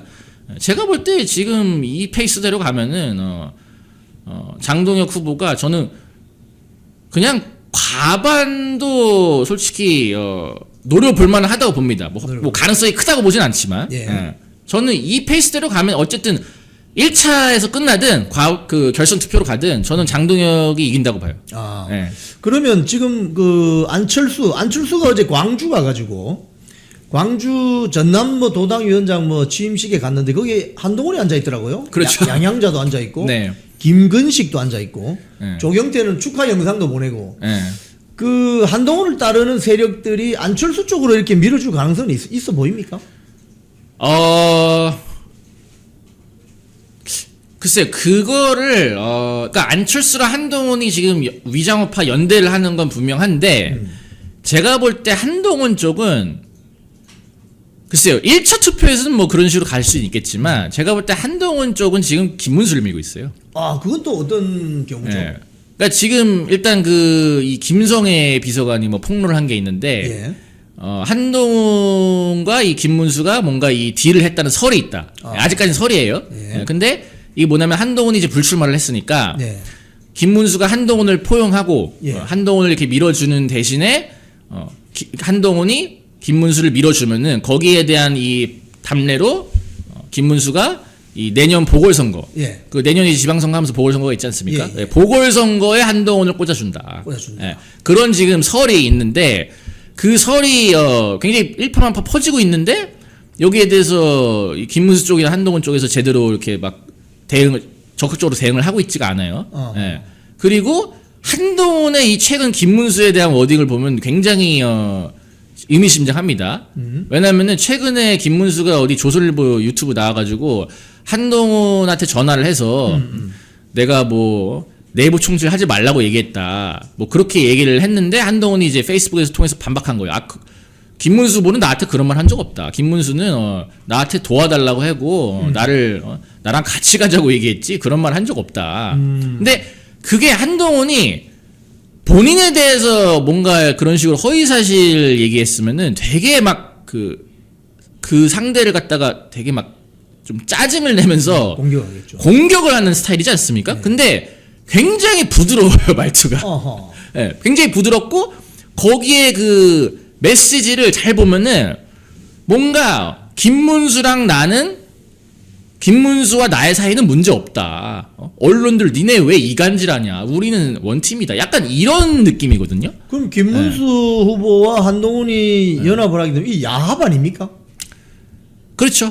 그러니까 정확히 말하면 이제 김문수가 이제 저쪽으로 넘어간 거죠. 예, 저쪽으로 넘어가서 이제 위장우파, 좌파 그리고 제도권 언론의 이제 어떻게 보면 입맛에 맞는 그런 노선을 걸으면서 본인이 그냥 이제 이 당의 기득권이 되겠다. 왜냐면 정통 보수는 항상 뭔가 이 기득권으로부터 이 핍박을 받으니까 아예 이제 본인이 이제 편하게 기득권의 자리에 올라서겠다. 이런 지금 속셈이 아닌가. 아직 투표하려면은 시간이 꽤 남아 있는데 네. 성공하겠어요? 그 야합이? 그러니까 저는 오히려 그게 마이너스가 되고 있다고 봐요. 예. 오히려 김문수의 표는 어쨌든 정통 보수가 밀어주던 표거든요. 그렇죠. 근데 그 보수가 쫙 장동혁으로 빠지고 있지 않습니까? 어차피 한동훈 쪽은 저희 쪽만큼 세력이 없어요. 아무리 한 딸들이 그렇게 난리를 친다 하더라도 그 온라인에서나 여기저기 다니면서 하는 거지. 그게 저희 쪽만큼 세력이 없는데 지금 그쪽 다 빠지고 거기 포섭하면 그 무슨 의미가 있습니까? 플러스보다 마이너스가 큰 거죠. 최고위원들 어떻게 보세요? 최고위원.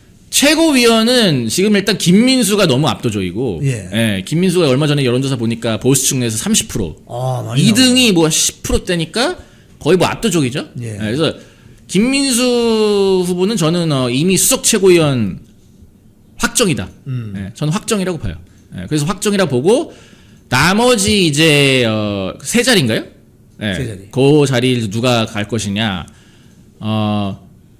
지금 뭐 김재원, 김태우, 뭐 신동욱, 요 정도가 이제 좀 경쟁을 하고 있는 것 같아요. 거기다가 여자 티오가 이제 양양자와라 최수진 이렇게 있는데 저는 지금 김재원이 저는 어쨌든 제 생각에는 김재원이 지금 김문수의 측근이지 않습니까? 예. 그래서 설사 장동혁이 당대표가 된다 하더라도 김재원 후보가 최고위에 들어가면은 이 굉장히 이 지도부 내에서 불협화음이 좀 일어날 가능성이 높다.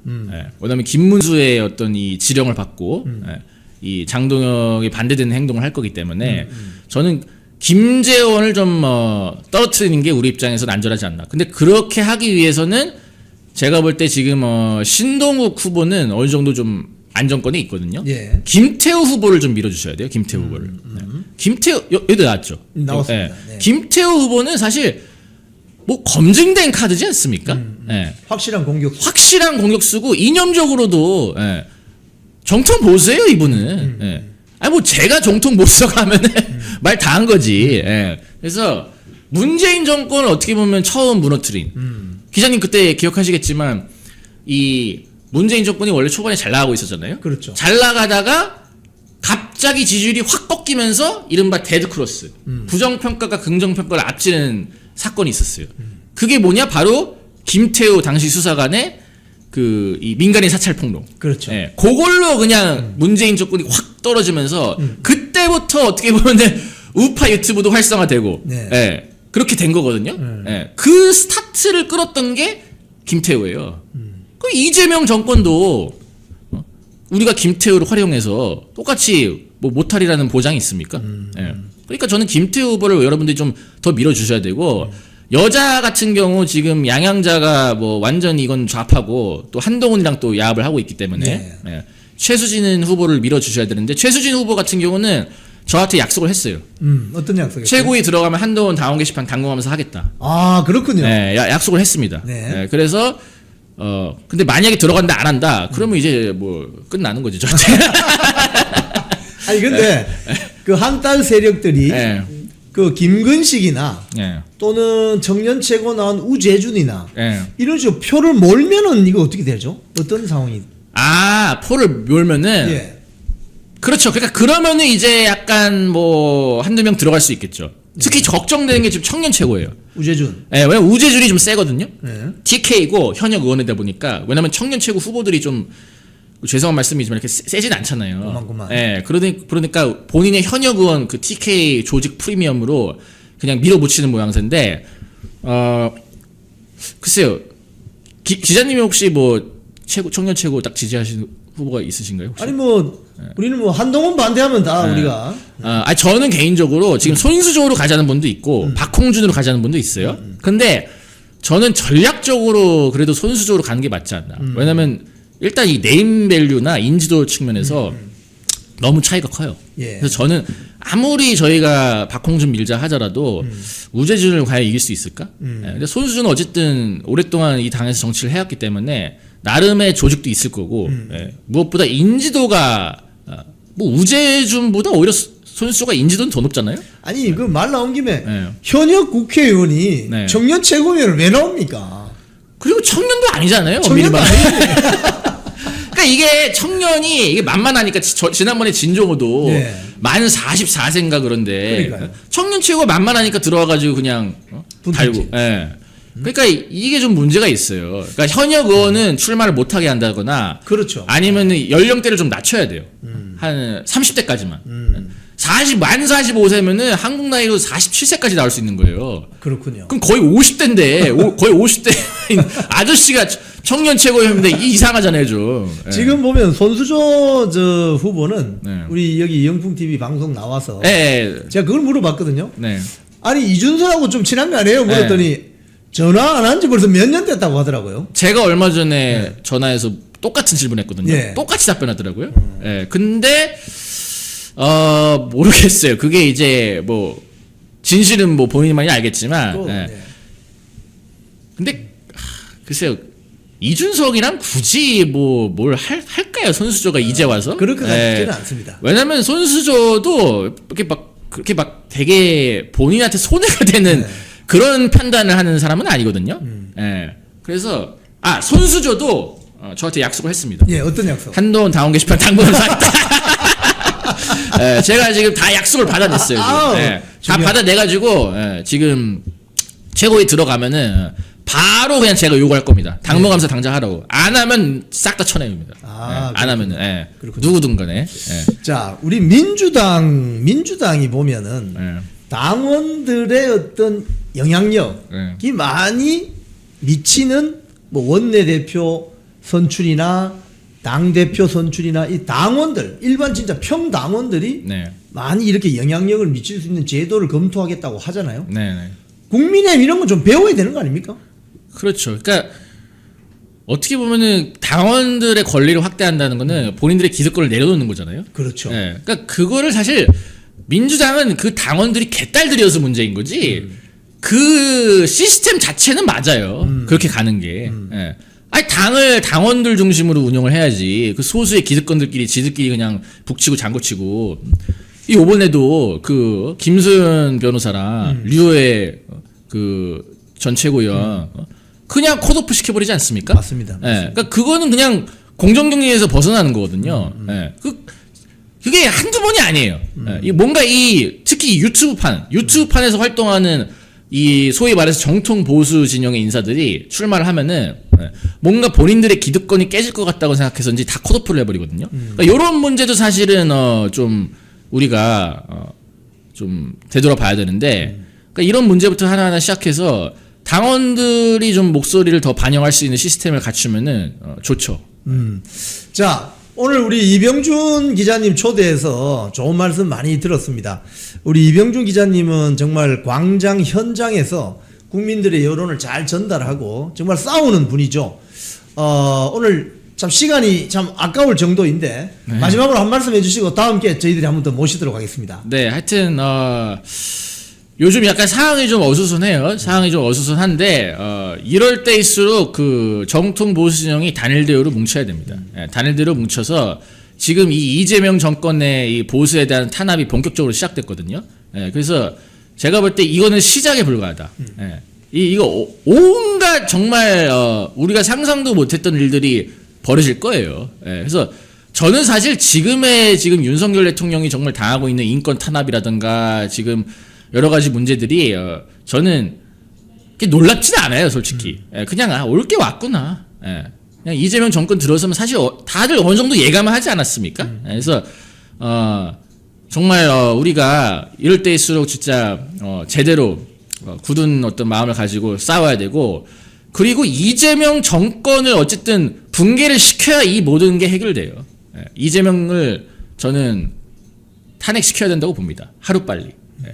근데 그렇게 하기 위해서는 일단 우리 내부의 암덩어리를 제거해야 되는데 그 암덩어리 수괴가 누구냐? 바로 한동훈이다. 예. 근데 그 한동훈을 제거할 수 있는 절호의 기회가 왔어요. 예. 이번에 장도영이 당대표가 되면은 한동훈 쳐내겠다고 했고, 최고위원 후보들 저한테 약속했습니다. 네. 한동훈 당원 게시판 당무감사 하겠다고. 예. 그래서 당무감사 하면은 수사자료 수사관이 넘어갈 거고. 그럼 지금 고발장이 거의 뭐 수십 장 들어가 있거든요. 저도 고발하고 다른 유튜브들도 고발하고 변호사들도 고발하고 네. 그다음에 집단으로 또 고발한 게 있어요. 대국민 고발. 예, 그래서 이거는 수사를 안 할 수가 없습니다. 예, 안 할 수가 없기 때문에 저는 한동훈을 감옥에 보내는 그 날이 얼마 남지 않았다. 예, 그거는 하여튼 제가 좀 주도적으로 해볼 테니까 많은 기대를 좀 해주시면 감사하겠습니다. 자, 우리 오늘 미국 이야기 좀 하죠. 아, 네. 트럼프, 아니 워싱턴 DC에 이 주 방위군을 왜 보내는 거죠? 그러니까 일단 법적으로 합법적인 조치예요. 워싱턴 DC에서 트럼프 대통령이 아예 기자회견 때 말을 했습니다. 740조에 따라서 긴급한 특수 상황이 발생했다고 대통령 판단 하에 예. 주 방위군을 투입할 수 있는 법적 근거가 있어요. 아, 있어요. 네. 있습니다. 네. 그래서 법적인 조치를 한 거고, 지금 뭐 민주당에서는 이런 조치가 되게 독재다라고 얘기를 하고 있는데, 그렇다고 그렇게 생각한다면 이 법 조항이 없어야죠. 대통령이 굉장히 합리적인 법치주의적인 조치를 했는데도 민주당이 반발하는 것이 이해가 되지 않고요. 일단 주 방위군을 투입했고, 그 주 방위군은 지금 법무장관의 지시를 따르고 있는 중입니다. 역시 경찰청 같은 경우에도 연방 법무부가 지휘하고 있는 상황이에요. 그래서 지금 사실 지방에서는 할 수 있는 게 없고 중앙에서 경찰과 군을 통제하고 있다. 이런 조치를 근데 보시면 왜 됩니다. 군대를 보낸 거죠? 수도에? 일단 워싱턴 DC의 범죄율이 굉장히 심각해요. 일단 범죄율 자체는 그렇게 높지 않은데 강력 범죄가 굉장히 심각해요. 어느 정도 심각합니까? 네, 어느 정도냐면 2012년 그러니까 네. 거의 13년 전에는 네. 살인율이 10만 명당 13.9명 수준이었어요. 예. 그런데 지금은 그게 2배 가까이 증가한 상황입니다. 예, 15년 만에, 12년 만에. 예. 그런 식으로 지금 올해 같은 경우에도 국회 인턴 21살인 청년이 예. 총기 사고로 사망하는 사고가 있었고 3살 어린아이까지 총기 사고로 사망했어요. 그런 정도로 살인율이 높은데 이게 어느 정도냐 봤더니 트럼프 대통령이 직접 마이크 잡고 백악관에서 이야기를 했을 때 멕시코 시티보다도 살인율이 높고 쿠바보다도 살인율이 그래요? 높고 뉴욕과 비교했을 때는 무려 6배나 높았습니다. 무슨 그런 완전 살인 도시네. 맞죠. 그리고 미국에서 그 랭킹을 나열했을 때는 상위에서 탑 4였습니다. 아. 그 정도로 살인율이 아니 그럼 심각하고 우리나라 지금 수도 서울이 아니 살인 사건이 빈번한 범죄 소굴이다 이 말이네요. 맞습니다. 그러니까 워싱턴 DC도 구역이 나눠져 있어서 예. 이렇게 뭐 의회 근처나 이렇게 정치적인 곳이나 뭐 관광할 수 있는 지역 같은 경우에는 안전하던데 뭐 구역 7, 8 같은 경우에는 굉장히 우범지대. 그래서 제가 어제 어디까지 찾아봤냐면은 여행 사이트에 가가지고 예, 예. 워싱턴을 여행하는 분들이 안전함을 느끼는지 그런 글까지 봤어요. 그런데 특정 구역은 가면 안 된다는 글이 실제로 있었어요. 외국인들 사이에서도. 왜 가면 안 돼요? 그러니까 범죄율이 높기 때문이죠. 그만큼. 그럼 주로 살인, 강도. 그리고 뭐 차량 탈취, 차량 강도. 네. 이것도 통계를 찾아보면은 차량 강도가 지난 최근 5년간에 2배 이상 증가했고 차량 절도도 2배 이상 증가했습니다. 그리고 가장 문제되는 게 청소년 범죄예요. 청소년 범죄. 네, 청소년 범죄율이 너무 높아서 이건 사실 민주당 시장 같은 경우도 작년에 청소년 범죄를 근절하기 위해서 뭐 예. 이러이러한 조치를 하겠다. 예. 뭐 그런 액트, 법을 이렇게 발의했을 정도로 청소년 범죄로 심각한 곳이 워싱턴 DC입니다.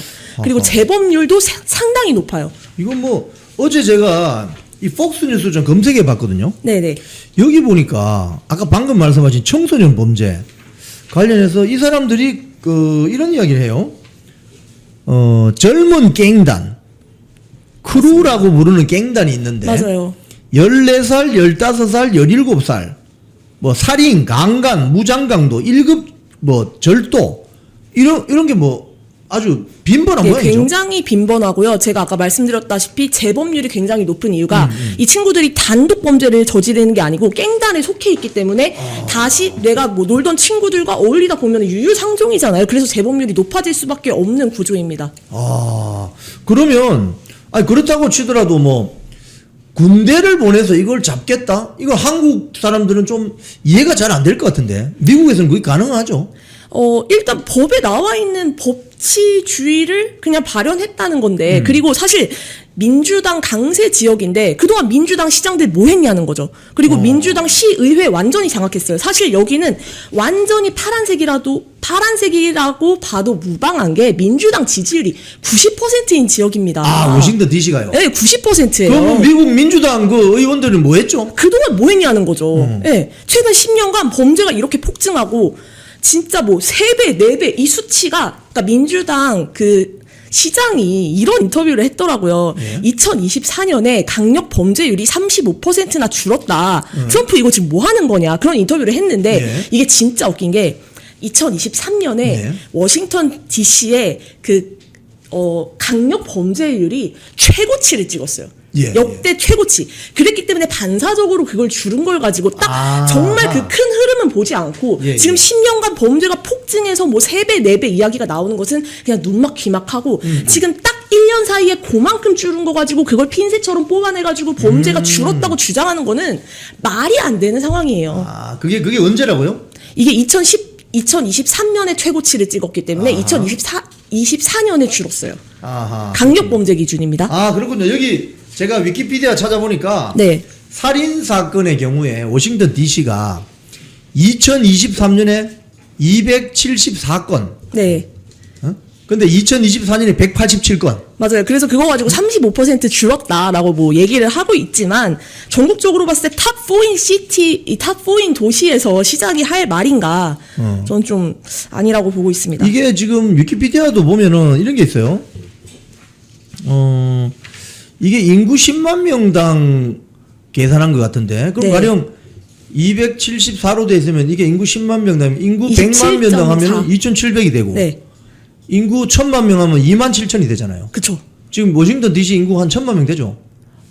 정확한 인구수는 저는 모르겠습니다. 여기 보니까 이미 워싱턴 DC가 1950년도에 800만 명이라고 하거든요. 여기 있네요. 1950년대 800만 명이니까 지금은 거의 뭐 1,000만 명 가까이 된다고 봤을 때 1,000만 명 기준으로 하면은 어마어마한 살인 사건. 그쵸. 어마어마한. 근데 왜 언론 보도는 또 뭐 범죄율이 줄었는데 왜 굳이 군대를 보내냐 이렇게 언론이 보도가 되는데. 그쵸. 그 딱 1년간의 변화를 가지고 말할 수가 없는 게 아까 말씀드렸다시피 2012년 이건 통계에 나와 있는 겁니다. 살인율이 10만 명당 13.9명이었어요. 그게 2012년입니다. 근데 지금 27명이죠. 그럼 거의 2배 가까이 증가한, 2배 이상 증가한 거죠. 네, 2배 가까이. 그러면 지금 미국의 그 레거시 미디어 뭐 CNN이라든지 이런 매체는 어떻게 보도하고 있습니까? 제가 보고 굉장히 실망스러웠던 것이 뭐 독재다. 독재다. 지금 네, 지방 정부에서 알아서 하고 있는데 왜 개입을 하냐 뭐 이런 이야기를 하더라고요. 그래서 백악관이 아예 사실 처음에 트럼프 대통령이 나와서 마이크 잡고 뭐라고 했냐면은 네. 여기 모여 있는 기자들 중에 대부분이 리버럴, 그러니까 좌파인 거를 저는 알고 있습니다라는 말로 네. 아예 시작을 했어요. 네. 그럼에도 불구하고 그 레거시 미디어에서 보도하는 행태가 사실 트럼프 대통령이 그때 기자회견을 했을 때도 발언이 1시간 이상이었어요. 근데 그 중에 정말 중요하지 않은 부분만 편집해가지고 뭐 가디언에서 1분 30초짜리 영상을 내보냈는데 사실 이 범죄가 국제적으로 얼마나 범죄 도시인지를 알 수 있는 수치를 트럼프 대통령이 계속 이야기했어요. 멕시코 시티랑도 비교하고 쿠바랑도 비교하고 그런데 그런 얘기 다 빼고 정말 중요하지 않은 내용만 편집해서 보도를 했고요. 예, 예. 또 다른 방송국 같은 경우에는 지금 반 트럼프 시위가 시작되었다. 수천 명의 시민들이 거리로 나왔다. 해가지고 제가 그 방송을 계속 보는데 시위대를 클로즈업한 모습만 보여주는 거예요. 수천 명이 나왔다면 클로즈업 샷을 보여줄 이유가 없죠. 풀샷을 잡아가지고 이렇게 많은 사람들이 반 트럼프 시위를 하고 있습니다 하면 되는데 정말 풀샷으로 보여주는 것밖에 없어요. 그래서 별로 반 트럼프 시위가 그렇게 크지는 않구나. 라고 느꼈습니다. 우리 뭐 윤석열 대통령 뒤통수 대놓고 고함 쳤던 이제 MBC 슬리퍼 기자하고 똑같네. 응?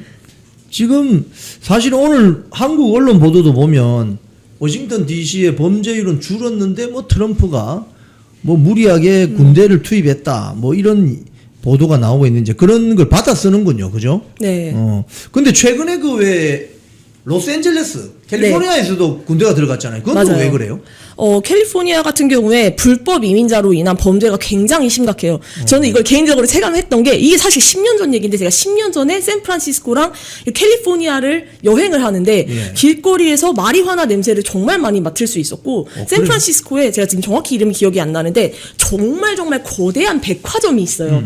그런데 그 백화점 입구 근처에 노숙자들이 가득하고 정말 마리화나 냄새가 가득하고 사람들이 아예 눈이 풀려가지고 막 이렇게 그냥 이렇게 벽에 막 기대 있는데 정말 이걸 눈으로 보니까 너무 신기했고 근데 그게 10년 전이잖아요. 지금은 그 구역이 더 커졌다고 제가 이제 인터넷에서 봤었고 그 정도로 불법 이민자로 인한 치안 문제가 심각하기 때문에 조치를 할 수밖에 없었다. 왜? 거기도 민주당이 꽉 잡고 있는 지역이잖아요. 그러니까 이미 너희는 우리가 뭐를 해도 표를 줄 거니까 하고 저는 치안을 방치했다고 생각해요. 그때도 언론 보도는 어땠습니까? 그때도 트럼프가 계엄령을 발동하기 위해서 뭐 이런 조치를 하고 있다, 독재다, 뭐 이런 트럼프에 대한 비난이 너무 많았죠. 미국 레거시 미디어 기준으로. 그러니까 거기도 트럼프 행정부를 그 레거시 미디어들은 별로 좋아하지 않는군요. 그렇죠. 제가 너무 안타까운 게 백악관에서 고군분투하는 게 느껴져요. 그렇게 트럼프 대통령이 이렇게 비상사태를 선포하고 나서 아예 emergency 비상사태라고 정확하게 단어를 언급을 했어요.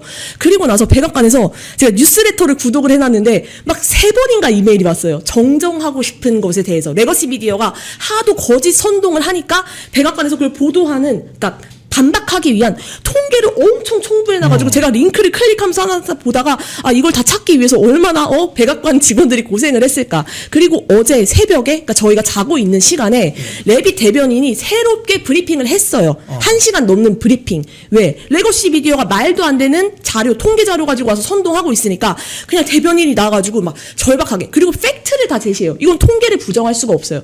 그리고 더 재밌는 사실이 뭐냐면은 이거 백악관 뉴스레터에 나와 있는 내용인데요. 네.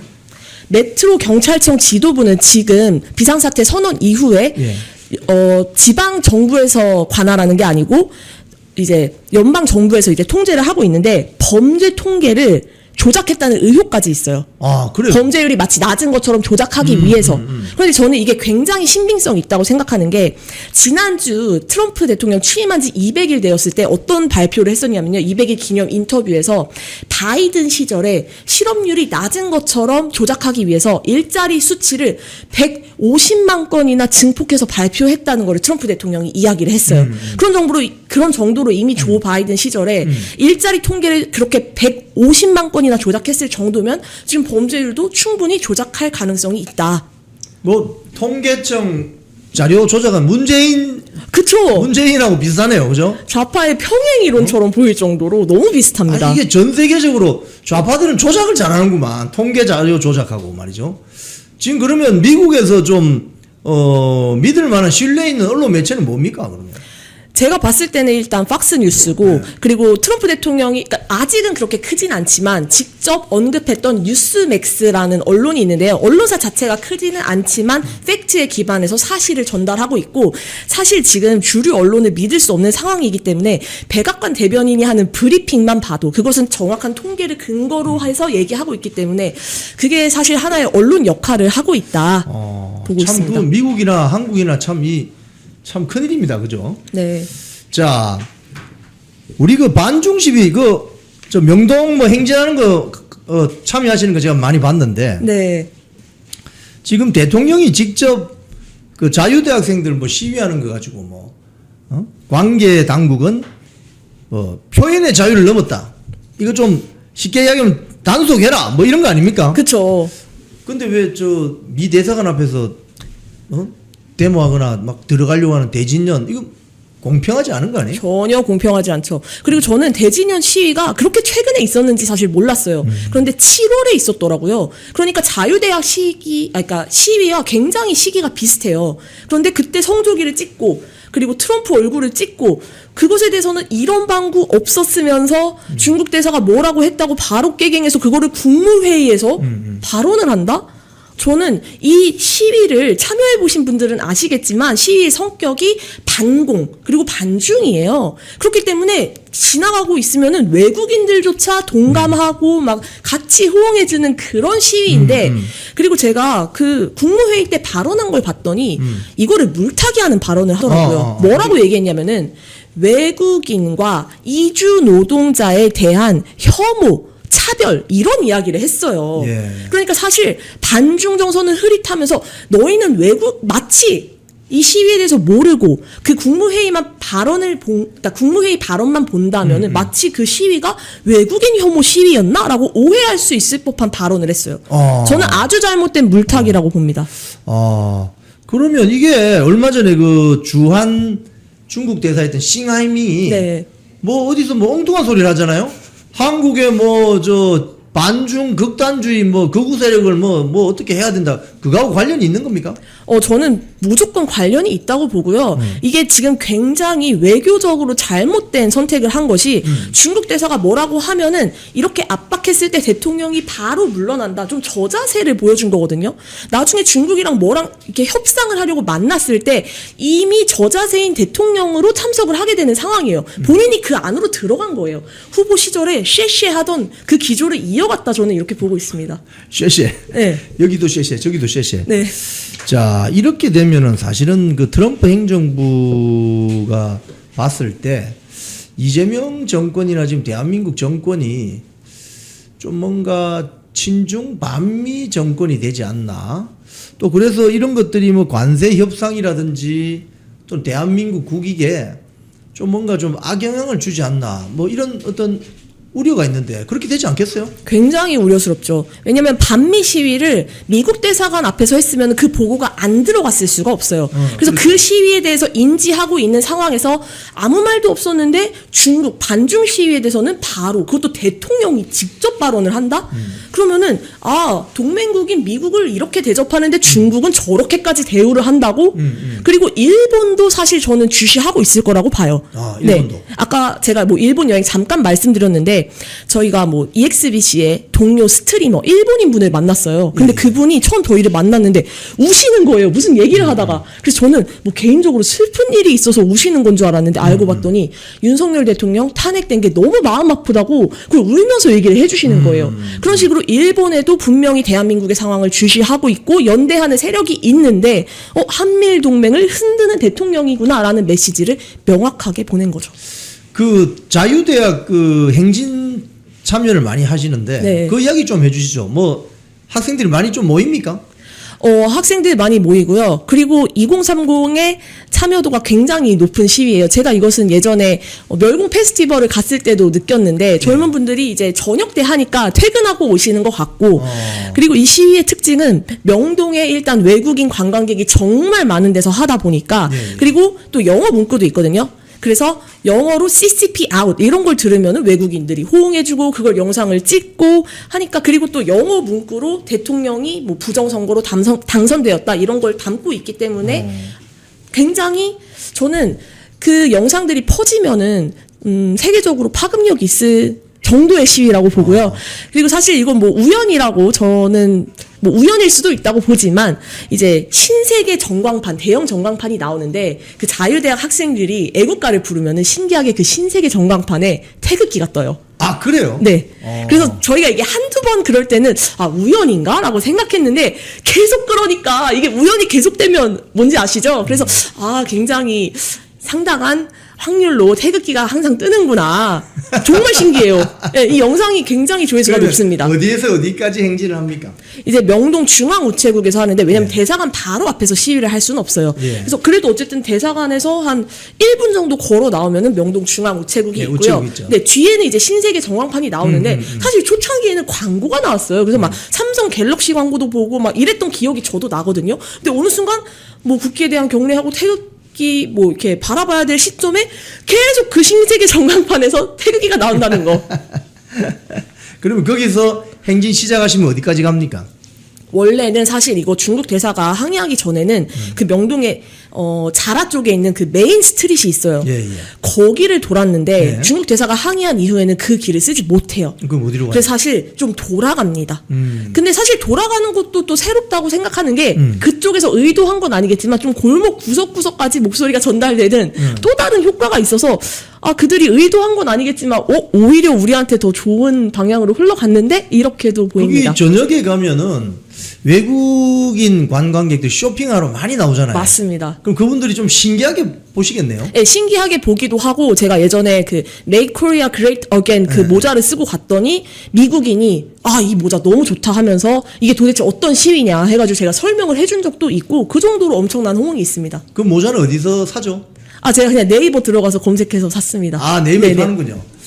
야, 우리 참 하세빈님은 그 자유대학생들하고 같이 명동에서 근데 애국 시위 행진을 많이 참여하시고 또 그걸 유튜브 방송으로 전 세계로 전파하시는 분입니다.